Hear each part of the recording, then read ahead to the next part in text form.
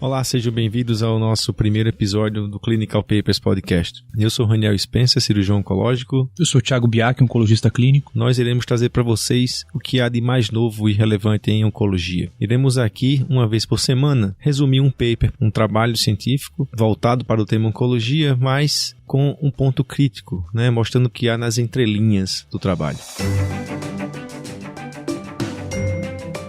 Os melhores papers publicados, interpretados a fundo por um time de especialistas em oncologia. Seja muito bem-vindo a mais um episódio do Clinical Papers Podcast, com Raniel Spencer, Thiago Biak e Diogo Bugano.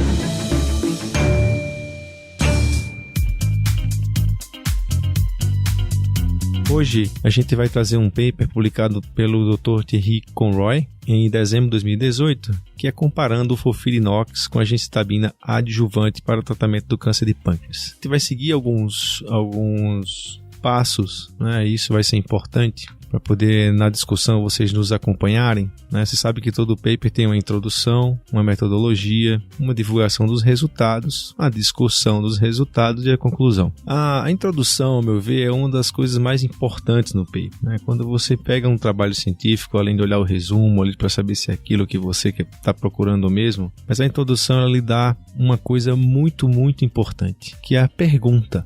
Por que o autor fez aquele trabalho? Então, na introdução, geralmente, você pensa ela como uma ampulheta. Você pode até desenhar isso aí, pensando nessa ampulheta. E o autor, ele começa com uma parte mais ampla, falando sobre o tema em si, por exemplo, câncer de pâncreas, epidemiologia e tal. E ele vai direcionando, afinando essa questão para o gap.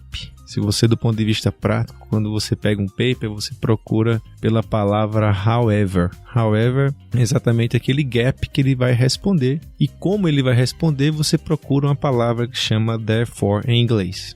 Tiago? Acho que, dito isso, fala pra gente sobre essa parte mais ampla, sobre como ele chegou a esse gap, que é a pergunta, e como ele vai nos responder, e a gente entra na parte de métodos logo em seguida. Maravilha, Raniel. Realmente, esse estudo tem uma razão de ser, e isso fica muito claro já na introdução do autor, onde ele fala, enfim, da importância de câncer de pâncreas, que ele cita, inclusive, que em 2030 é esperado que seja a segunda causa de morte nos Estados Unidos. Se a gente faz um breve histórico, a gente vê que com cirurgia isolada, nossos desfechos eles são muito desfavoráveis, a gente tem uma expectativa de sobrevida a longo prazo aí na casa dos 10% praticamente, e a gente vem incrementando pouco ao longo das últimas décadas, eu diria. Desde a publicação do CONCO, que foi o primeiro estudo aí, grande estudo positivo para sobrevida global, que ele cita no paper, a gente teve alguns outros trabalhos associando capecitabina, gemcitabina, sempre com ganhos pequenos. E o gap que ele cita aqui no artigo é justamente esse.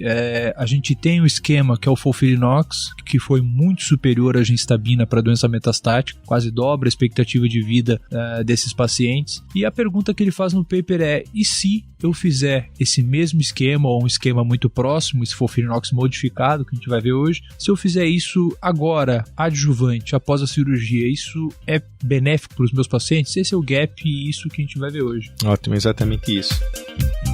Vamos falar dos métodos então.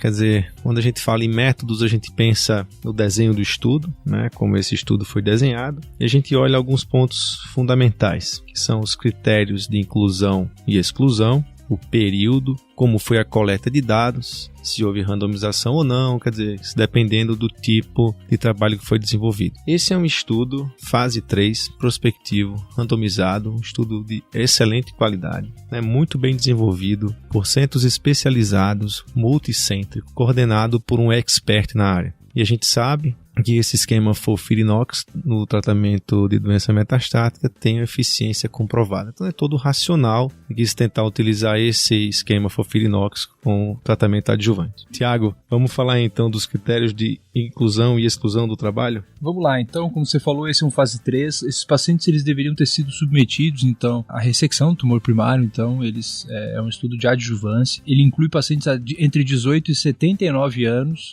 tem esse limite de idade, e eles poderiam ter sido submetidos a uma cirurgia, então, R0 ou R1. Isso é importante de ser dito, é permitido que esses pacientes tenham sido submetidos a uma ressecção R1, que é relativamente comum em pacientes com câncer de pâncreas. Esses pacientes, para eles serem incluídos no estudo, eles devem ter sido submetidos submetidos à cirurgia no intervalo entre 3 a 12 semanas. Isso também é uma variável importante. Deveriam estar com ECOG 0 e 1. Outros aspectos importantes, além de esses pacientes não terem disfunções orgânicas mais relevantes, eles precisariam ter um CA199 abaixo de 180. Isso é uma coisa que a gente vai comentar mais para frente. E era sempre realizado um novo exame de imagem para confirmar que esse paciente não tinha doença metastática. Lembrando que eles poderiam ser incluídos aí quase 3 meses depois da cirurgia, então houve esse cuidado, digamos assim, dos investigadores de repetir o exame de imagem e confirmar que esse paciente não tinha, então, doença metastática. Eu vou fazer alguns comentários sobre isso, porque é muito interessante. Esse trabalho ele incluiu pacientes com até 79 anos.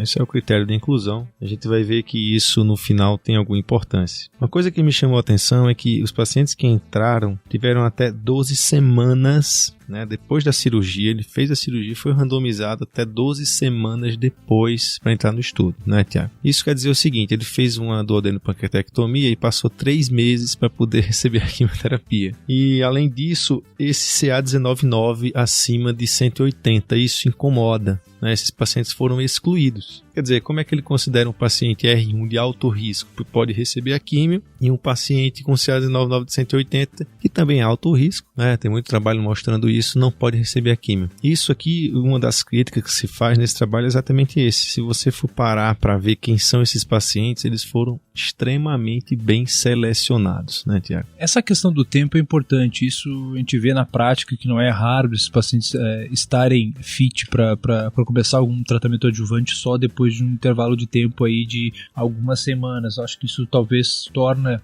esse trabalho, se a gente for ver por um outro lado, um pouco mais próximo do nosso dia a dia, digamos assim. E realmente concordo com você. Um CA199 de 180, ele no pós-operatório para um paciente que teoricamente não é para ter doença, é algo que incomoda, sem dúvida. Falando ainda, continuando a falar um pouquinho mais do método, é engraçado, Thiago, porque eu percebo que muita gente que lê um paper, quando chega na parte de método, ele pula completamente o método e já vai ver como é que foi o resultado, né? E eu sou fascinado por método, porque lá a gente tem toda a explicação de como foi desenvolvido e eventualmente você pesca essas falhas, né, do paper. Não como criticar, mas para você saber se proteger, né, diante de um resultado. Mas se você for ver, o estudo ele é randomizado, multicêntrico, e ele usou uma randomização 1:1, mas essa randomização ela é estratificada, ou seja, a gente faz uma randomização 1:1 desde que os pacientes tenham sejam equiparáveis em pelo menos alguns pontos. Isso é uma maneira de melhorar a sua randomização. Então os pacientes eles foram randomizados 1:1, mas eles foram subdivididos em status linfonodal. Então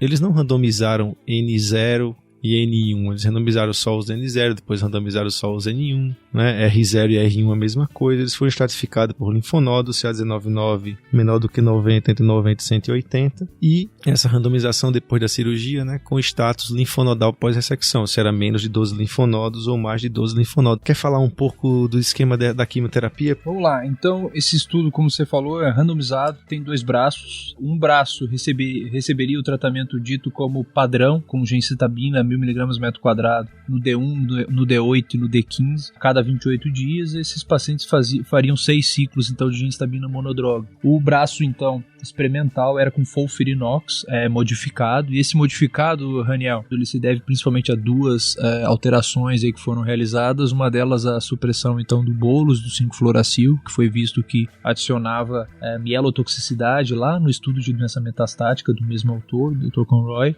e a outra alteração, na verdade, ela foi visto que era necessário durante o estudo, foi a redução da dose do irinotecano de 180 então para 150 mg por metro quadrado, devido a uma alta incidência de diarreia, e no restante, num esquema muito semelhante, com a mesma dose da oxaliplatina de 85 mg por metro quadrado e a mesma dose do 5-fluoracil infusional. E esses pacientes, e aí fazendo um leve gancho daquilo que você falou antes em relação à questão da estatística, eu também sou um apaixonado por estatística. Esse estudo, então, ele incluiu 490 pacientes. De onde saíram esses 490 pacientes? Isso, na verdade, é um cálculo que é feito através do que a gente imagina que seja o resultado do tratamento padrão, o que a gente imagina que seja o resultado do nosso braço experimental, e a gente vai setar, digamos assim, um alfa e um beta para o nosso estudo, e a partir disso, um tempo de recrutamento, e a partir disso a gente vai ter um N estimado. E o N estimado para esse estudo, então, que é o que a gente chama de cálculo do N, foi de aproximadamente aí 490 pacientes. Não esqueça que você ouvinte, a gente vai ter algumas sessões separadas, então quando a gente fala em N estimado, essas coisas de estatística, lá no site você vai ver a parte de metodologia científica, clica lá e vai ter um áudio preparado exclusivamente para esses tópicos.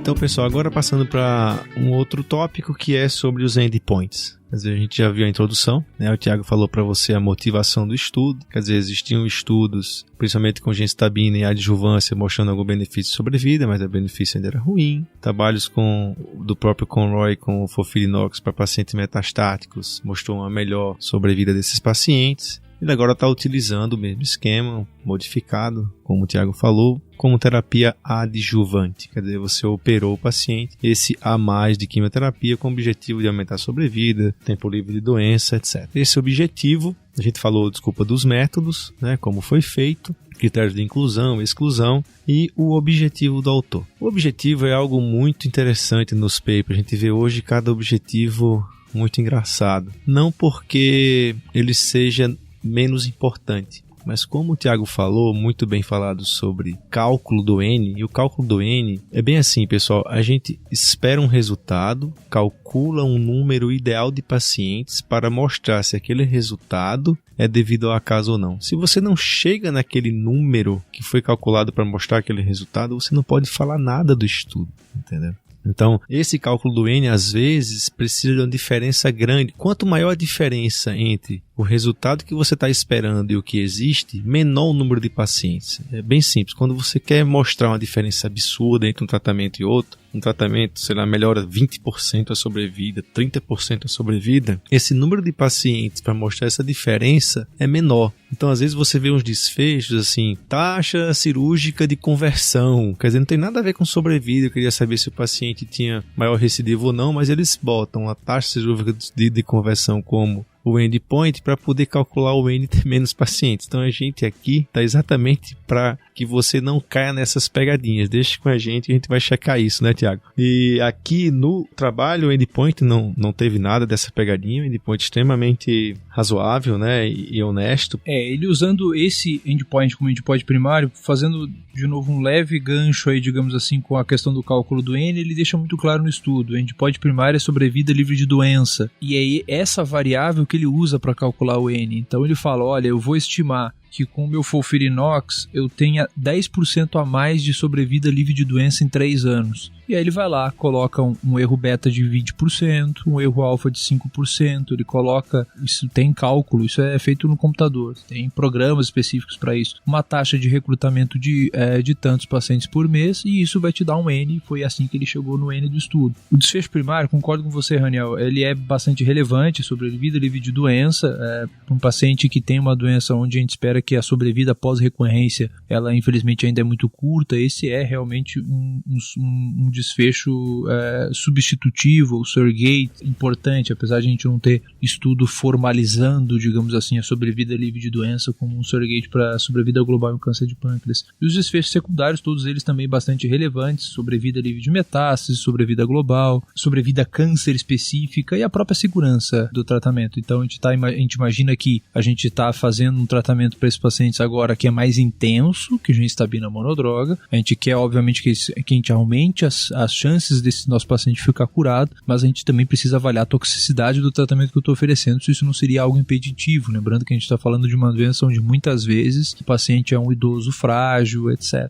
É exatamente isso. Acho que ele fez muito bem em colocar esse endpoint. Seguindo aqui para os resultados, o interessante que aconteceu nesse estudo foi que a gente um dia vai falar só sobre análise interina, né? A análise interina às vezes ela tem que ser programada, né? Depende, existem vários tipos de análise interina, ou seja, analisar o meu dado antes do resultado final, né? Mas por razões éticas, depois que houve 92% dos eventos, da estimativa de eventos, esse estudo ele foi fechado, né, porque se provou ser muito superior, o FOLFIRINOX provou ser muito superior à gemcitabina. Mas ele não foi fechado na metade, né? Isso, ele foi fechado com o número N encontrado calculado, e o número de eventos um pouco menor, mas com 92% de eventos. Acho que isso também não tem nenhum problema com esse trabalho. Começando a falar então um pouquinho sobre os resultados do estudo, Raniel, foram randomizados então 493 pacientes de 58 centros na França, mais 19 centros no Canadá. Quando a gente olha a tabela 1 do estudo, que é sempre também uma tabela que eu gosto de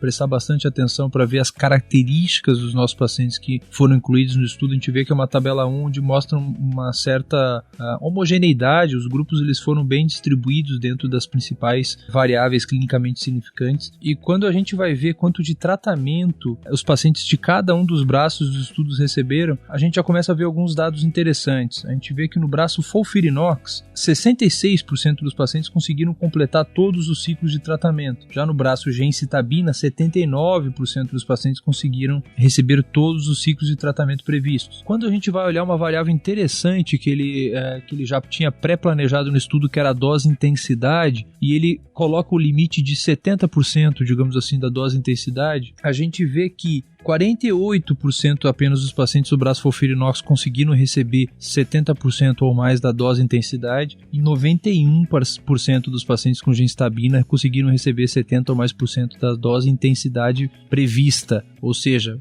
como a gente já imaginava, foi muito mais fácil oferecer gencitabina isolado do que FOLFIRINOX modificado no cenário adjuvante. Quando a gente vai para os desfechos de eficácia, desfecho primário do estudo, sobrevida livre de doença, a gente vê que no braço FOLFIRINOX, a sobrevida livre de doença foi de 21 meses, já no braço gencitabina de 12,8 meses, e essa diferença ela teve significância estatística, ela atingiu um hazard ratio de 0,58 com um P menor que 0,001, ou seja, a probabilidade disso se dever ao acaso era bastante baixa, e a isso dá-se o estudo como positivo. Taxa de sobrevida livre de doença em 3 anos também mostrou uma diferença bastante atraente. O braço gencitabina teve 21% de taxa de sobrevida livre de doença em 3 anos versus 39% no braço FOLFIRINOX. E aqui eu vou fazer um leve adendo, Raniel, se você me permite. A gente está usando um desfecho de sobrevida livre de doença também. Isso é uma coisa que a gente precisa sempre ter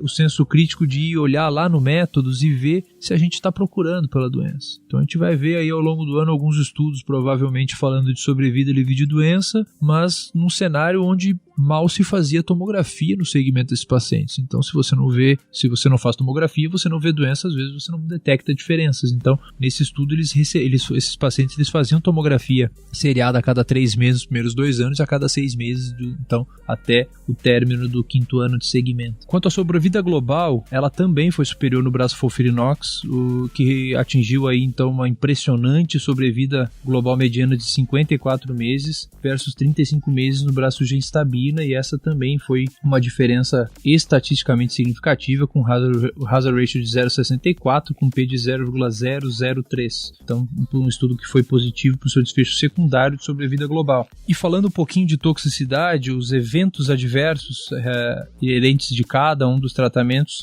a gente vê uma taxa de evento adverso grau 3 e 4 de 75% no braço FOLFIRINOX e de 52% no braço gencitabina, como era de esperado, um esquema mais intenso de quimioterapia. Quase todos os tipos de eventos adversos, náusea, vômito, diarreia, astenia, quase todos eles foram superiores no braço FOLFIRINOX. O autor cita esses eventos adversos ainda como manejáveis. Apenas a plaquetopenia ela foi mais intensa, o mais frequente, diria assim, no braço gencitabina. Uma coisa que o autor chama atenção é que aqui a gente já teve uma incidência menor de neutropenia, provavelmente em função da supressão aí do bolus do 5-fluoracil, mas ainda dentro do estudo clínico uma alta taxa de uso de granuloquine, mas apesar dessa alta incidência de neutropenia, a gente teve uma taxa de neutropenia febril extremamente baixa, então menos do que 5% dos pacientes que receberam FOLFIRINOX tiveram neutropenia febril. Fazendo então algum comentário sobre esses resultados, também existe uma análise. A pergunta é, será que algum fator consegue ser identificado como um fator importante na sobrevida, né, que tem interferido nesse resultado, mesmo que os grupos sejam semelhantes? Então, geralmente se faz o que a gente chama de análise univariada, né? Você vai pegar cada fator isoladamente, por exemplo, grau,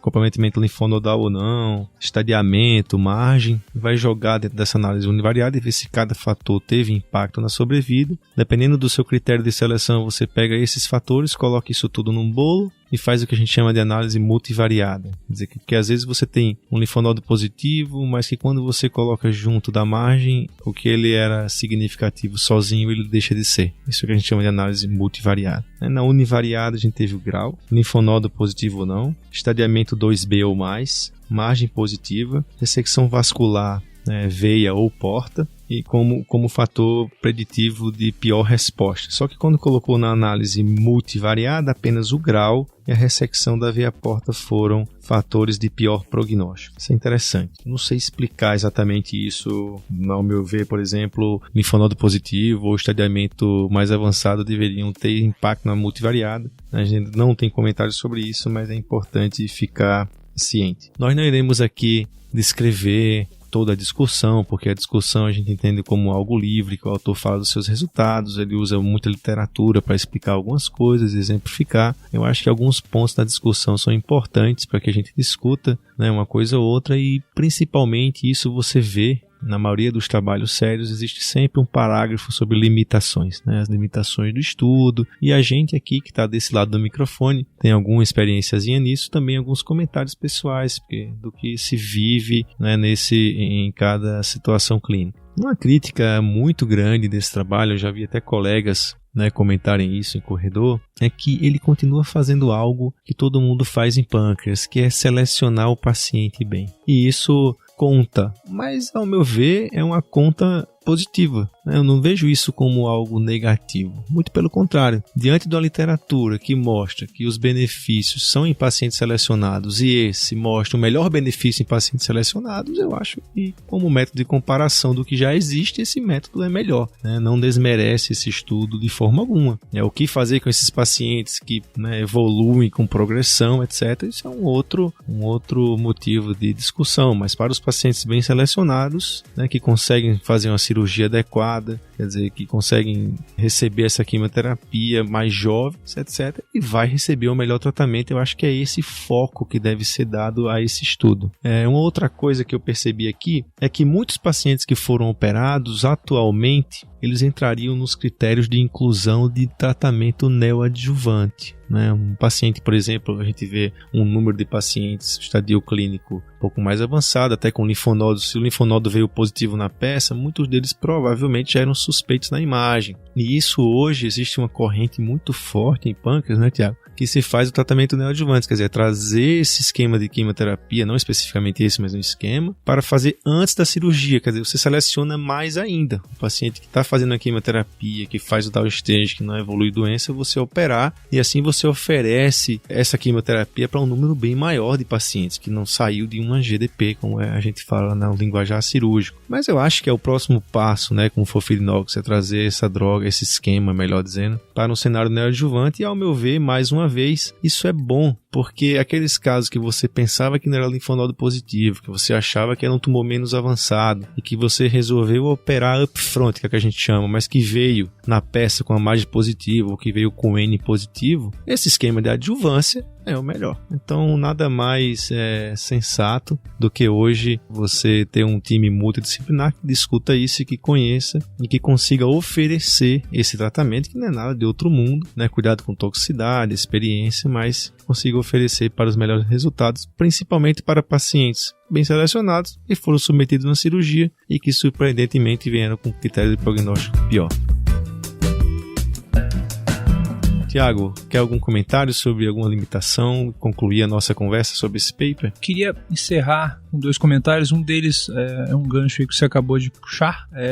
Realmente eu acho que o caminho para essa doença seja a gente pensar em tratamento sistêmico antes da cirurgia. A gente vê muito nitidamente nesse estudo que a gente ofereceu uma taxa muito baixa, digamos assim. A gente viu uma taxa muito baixa de pacientes que terminaram a quimioterapia como proposta ou que conseguiram fazer uma dose intensidade de tratamento como proposto, e eu diria até mais, como a gente viu uma diferença de desfecho muito grande entre os braços. A gente viu FOLFIRINOX dobrou a taxa de sobrevida e lividoença em 3 anos, e talvez isso sugira pra gente que realmente ao fazer isso antes da cirurgia, a gente talvez não precise fazer 6 meses de quimioterapia. Esses pacientes eles fizeram 70% da dose boa parte das vezes. Então talvez realmente esse é o primeiro ponto. Eu acho que fazer isso antes da cirurgia, e é uma estratégia que o próprio grupo do Dr. Conroy, o Prodigy, está estudando nesse exato momento. O segundo comentário que eu queria fazer é: o FOLFIRINOX foi superior à gencitabina nesse estudo, isso é inegável, mas é importante a gente prestar atenção num ponto. A gencitabina, ela teve o mesmo desempenho do que ela vinha tendo nos estudos anteriores. Isso é uma coisa importante. Não é raro a gente ver um estudo positivo, o braço controle é o braço controle ok, aceitável, só que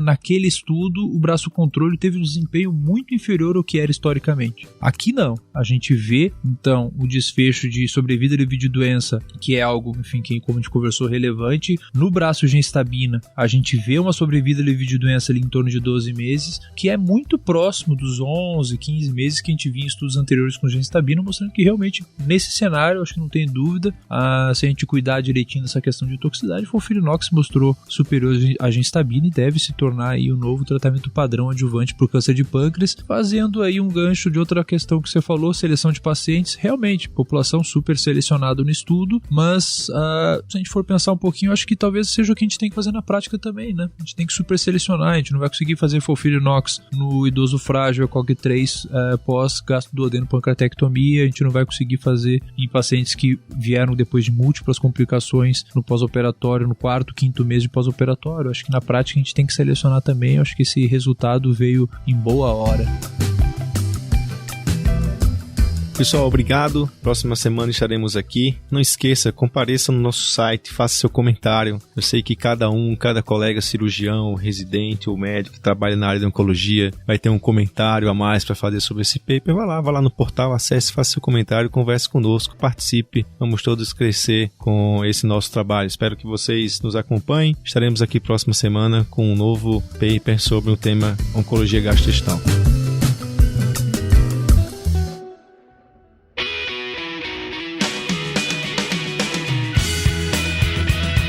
Você ouviu Clinical Papers Podcast. A medicina que você faz hoje pode não ser a de amanhã. Mantenha-se atualizado com o Clinical Papers Podcast.